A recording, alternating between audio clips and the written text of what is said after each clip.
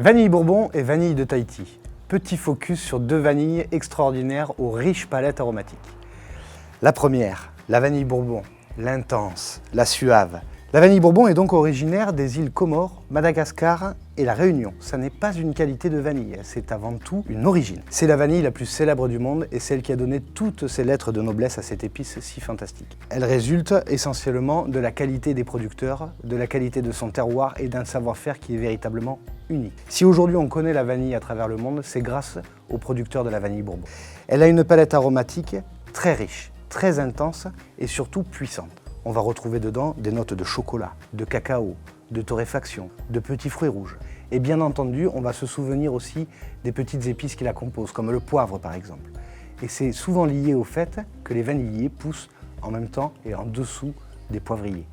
Je vous rappelle que le vanillier est une orchidée, donc un arbre fragile, qui pousse la plupart du temps à l'ombre et à l'abri des autres plantations. Comme vous pouvez la voir, elle est longue, fine et luisante, avec une très forte palette aromatique. On peut dire qu'elle est suave et qu'elle est complexe.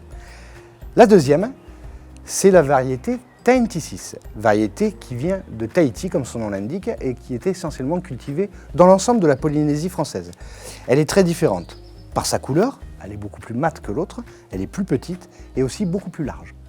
Sa palette aromatique est totalement différente de la première, et pour cause, il existe une molécule particulière présente simplement dans la variété Tahentisis. Cette molécule particulière, c'est l'héliotropine, une molécule que l'on retrouve beaucoup dans le monde de la parfumerie. Effectivement, c'est une des bases dont les parfumeurs vont se servir quand ils vont vouloir insister sur le côté vanillé de leur fragrance.